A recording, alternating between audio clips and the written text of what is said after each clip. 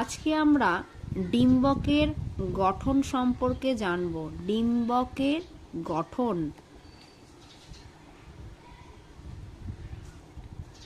ডিম্বকের গঠন প্রথমেই জানতে হবে যে ডিম্বক কোথায় থাকে। ডিম্বক থাকে ডিম্বাশয়ের মধ্যে, অর্থাৎ উদ্ভিদের যদি আমরা ফুলকে পর্যবেক্ষণ করি তাহলে আমরা কি দেখি যে উদ্ভিদের ফুলের 4টি স্তবক, তার মধ্যে পুংকেশর এবং গর্ভপত্র, এই গর্ভপত্রের 3টে অংশ থাকে। কি কি? একদম উপরের দিকে থাকে গর্ভমুণ্ড, এইটা হলো গর্ভমুণ্ড। তারপর থাকছে গর্ভদণ্ড এবং একদম শেষে থাকছে ডিম্বাশয়। এই ডিম্বাশয়ের মধ্যে অমরার উপর ডিম্বক বিন্যস্ত থাকে। আজকে আমরা এই ডিম্বকের গঠন সম্পর্কে জানবো। ডিম্বকের গঠন সম্পর্কে আমরা জানবো, কেমন হয় ডিম্বক, দেখতে কেমন হয়। তাহলে তার জন্য আমরা একটা ছবি এঁকে ফেলি।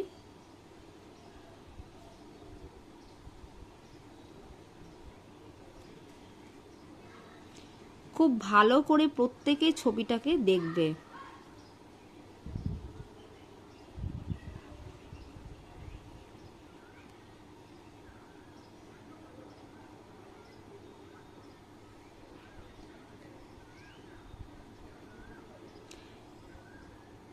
এই হলো মোটামুটি একটা ডিম্বকের গঠন। একদম দেখো মাঝে দেখতে পাচ্ছ একটা গোল মতো অংশ, এটার নাম হচ্ছে ভ্রূণস্থলী।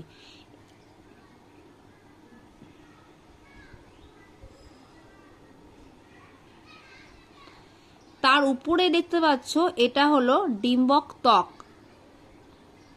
প্রতিটা ডিম্বকের ক্ষেত্রে আমরা দুটো ডিম্বক ত্বক দেখতে পাবো, দুটো ডিম্বক ত্বক দেখতে পাবো। আর এই যে ভ্রূণস্থলীর আশেপাশে এই যে লেয়ারটা, এটাকে বলা হয় নিউসেলাস, বা আর একটা নামও আছে, সেটা হচ্ছে ভ্রূণ পোষক কলা।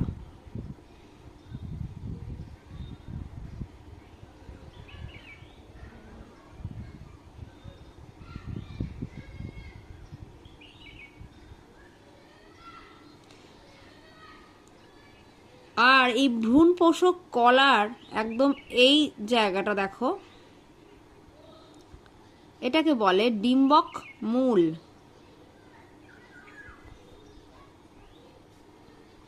এটা ডিম্বক নাভি। আর অমরার সঙ্গে যে জায়গাটা যুক্ত থাকে তাকে বলা হয় ডিম্বক বৃন্ত। তাহলে আর এইখানটা দেখো ফাঁক থাকছে, এটাকে বলা হয় ডিম্বক রন্ধ্র। তাহলে প্রথমেই আমি বলি যে ডিম্বকটা কি। ডিম্বকটা হচ্ছে ফুলের যে ডিম্বাশয় থাকে, সেই ডিম্বাশয়ের মধ্যে ডিম্বক অবস্থান করে, যা অপরিপক্ক ভ্রূণস্থলী ডিম্বক ত্বক দ্বারা আবৃত। নিষেকের পর এই ডিম্বক থেকে বীজ তৈরি হয় আর ডিম্বাশয় থেকে ফল তৈরি হয়। এবার এই ডিম্বককে যদি ভালোভাবে আমরা দেখি তাহলে একদম ডিম্বকের উপর দিকে দুটো লেয়ার থাকে, যাকে বলা হয় ডিম্বক ত্বক। বাইরের দিকে একটি ত্বক থাকে এবং তার ভিতরের দিকে আরেকটি ত্বক থাকে। ইংরেজিতে বলা হয় ইন্টিগুমেন্ট, আউটার ইন্টিগুমেন্ট এবং ইনার ইন্টিগুমেন্ট। মাঝে থাকছে ভ্রূণস্থলী, ভ্রূণস্থলীকে ঘিরে থাকছে ভ্রূণ পোষক কলা বা নিউসেলাস। ডিম্বকের ঠিক যে জায়গাটা দেখো, এই জায়গাটা কিন্তু ডিম্বক ত্বক নেই, এই জায়গাটাকে বলা হয় ডিম্বক রন্ধ্র বা মাইক্রোপাইল। আর ঠিক উল্টো দিকটায় বলা হয় ডিম্বক মূল বা চালাজা। ডিম্বক মূল আর ডিম্বক বৃন্তের মাঝের অংশটাকে বলা হয় হাইলাম বা ডিম্বক নাভি, এবং যে অংশে অমরার সঙ্গে যুক্ত থাকে তাকে ডিম্বক বৃন্ত বলা হয়। ভ্রূণস্থলীর মধ্যে কিন্তু আমরা দেখব যে কিছু কোষ সজ্জিত আছে। কটা কোষ দেখো, উপরে 3টে, নিচে 3টে, মাঝে কিন্তু 2টো একসঙ্গে আছে। টোটাল 7টা কোষ এবং 8টা নিউক্লিয়াস কিন্তু ভ্রূণস্থলীর মধ্যে থাকে। এর মধ্যে এই মাঝের এই বড় যে কোষটাকে আমরা দেখছি, এটাকেই হচ্ছে ডিম্বাণু।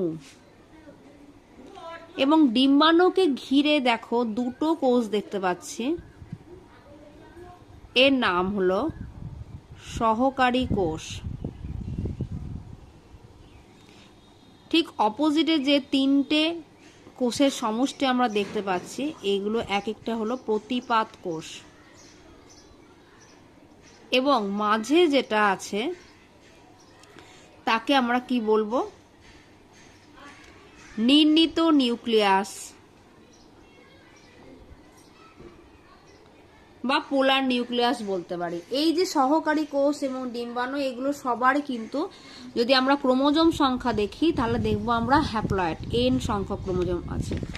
সহকারী কোষ, প্রতিপাদ কোষ সবার ক্ষেত্রে N, আর নির্ণিত নিউক্লিয়াসের ক্ষেত্রে N এবং N যুক্ত হয়ে 2N। নিষেকের সময় ডিম্বাণুর সঙ্গে একটি পুংজনন কোষ মিলিত হয় এবং নিষেক সম্পন্ন হয়, জাইগোট উৎপন্ন করে। বুঝতেই পারছো, N+N হচ্ছে 2N হয়। আর নির্ণিত নিউক্লিয়াস বা পোলার নিউক্লিয়াসের সঙ্গে অপর একটি পুংজনন কোষ যুক্ত হয় এবং শস্য নিউক্লিয়াস গঠন করে। ডিম্বকের এই যে গঠন আমরা দেখলাম, আশা করি তোমরা সবাই বুঝতে পেরেছো যে ডিম্বকের কি কি অংশ দেখা যায়। এই ডিম্বকটিকে দেখো ভালো করে, এটা কিন্তু ঊর্ধ্ব দিকে খুলেছে। তাহলে ডিম্বকের অনেক রকম টাইপ হয়, সে টাইপগুলো আমরা একটু দেখে নিই। ডিম্বকের অনেক রকম টাইপ হয়। তাহলে এই যে প্রথম যে আমরা ছবিটা আঁকলাম, সেটা হচ্ছে ঊর্ধ্বমুখী ডিম্বক। ঊর্ধ্বমুখী ডিম্বক এটা কোথায় দেখা যায় বলো তো? এটা দেখতে পাওয়া যায় গোলমরিচ, পাইপার নাইগ্রাম, পানমরিচ, পলিগোনামে দেখতে পাই। এবং এর আর একটা নামও আছে, সেটা হলো অর্থোট্রপাস। যদি এর অপোজিট দিকে যদি দেখি, অর্থাৎ এই যে ডিম্বক রন্ধ্র, তার নিচের দিকে যদি ডিম্বক রন্ধ্র থাকে, কেমন হবে ছবিটা যদি দেখি তাহলে এরকম হবে।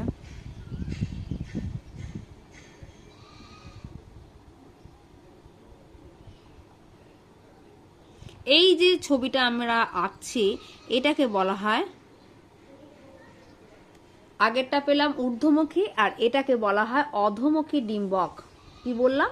অধোমুখ ডিম্বক বা অ্যানাট্রপাস। তাহলে এটার নাম হচ্ছে অধোমুখ বা অ্যানাট্রপাস।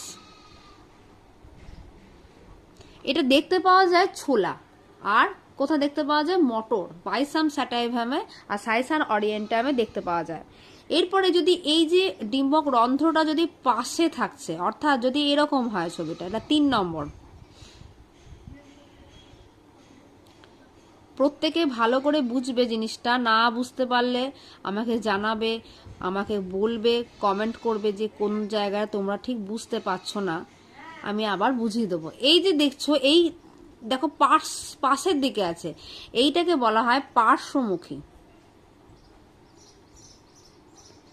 বা পার্শ্বমুখ, যাই বলো। আর এর আর একটা নাম হচ্ছে অ্যাম্ফিট্রপাস। অ্যাম্ফিট্রপাস বা পার্শ্বমুখী ডিম্বক, এটা দেখতে পাওয়া যায় আফিং, প্যাপাভার, আফিম, পালিক, এইসবে দেখতে পাওয়া যায়। আর একটা আছে, সেটা হচ্ছে বক্রমুখী, মানে হচ্ছে আমার 4 নম্বর। 4 নম্বরে আমরা দেখব বক্রমুখীকে, মানে মুখটা একটু গুজে থাকবে। কিরকম মুখটা গুজে থাকবে?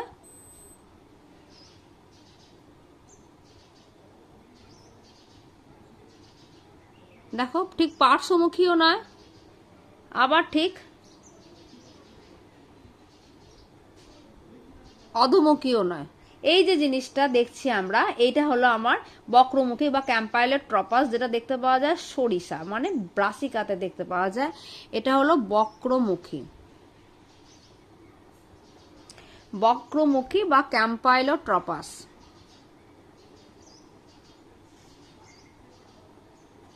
ক্যাম্পাইলোট্রপাস ডিম্বক। তাহলে আজকে আমরা ডিম্বকের গঠন সম্পর্কে জানলাম। আশা করি সবাই বুঝতে পেরেছো, না পারলে অবশ্যই কমেন্ট করবে।